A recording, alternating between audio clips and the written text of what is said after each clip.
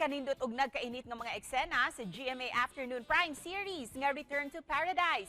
Sayranta ang mga angayan pa natong atangan ni ini. Atong makauban sa programa ang leading lady herself, Elle Villanueva. Maayong buntag, maupay nga aga, Elle, at welcome back dito sa programa. Paki-greet naman sa lahat ng mga kapuso natin ngayong umaga. Hi, Cecil. Maayong buntag po sa inyo at sa lahat ng viewers ng GMA Regional TV Live.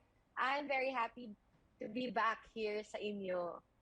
And it's such a beautiful morning dahil ikaw ang kasama namin, Elle. May we know, what do you do to make your mornings even greater?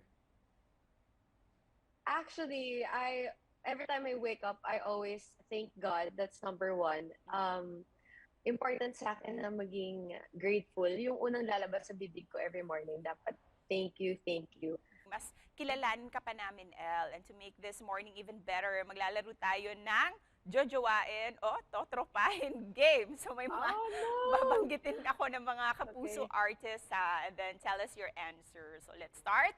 Okay, game. First one, Radson Flores. Si Radson, totropahin kasi super close na kami ni Radson.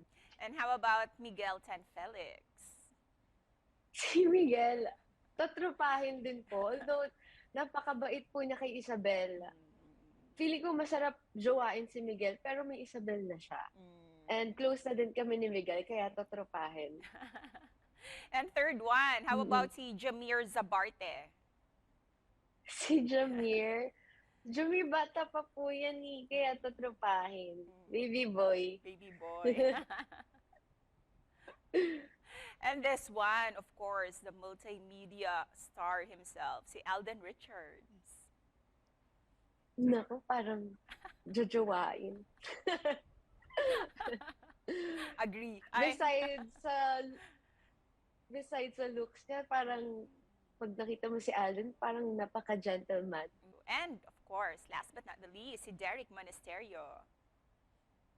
Si Derek. Sa ngayon po siguro, totropahin. Pero baka pwedeng jowain.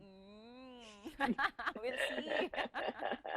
And thank you, Elha, for being game na game sa game na yon. Ayan. And of course, we know that you're such a traveler. You've traveled to different places. Kaya naman, if given a chance to return to a paradise that you have visited, saan ba ito at bakit, El? Siguro po, isa yung Humalig Island.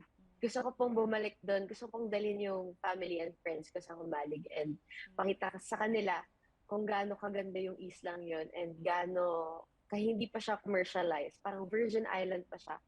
Kasi pumunta sa isla na parang onting tao pa lang yung nakakakilala, nakakakita.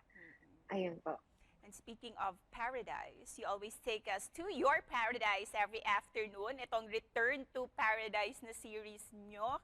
Kasama mo dito ang veteranang actress na sina Yula Valdez and Teresa Loizaga. Ano ba yung mga important things that you've learned from them, lalong-lalo na sa acting, Elle? Nako, oh my gosh. Talagang nakaka-excite po talagang ka-eksena sila Miss Yu and Miss Teresa kasi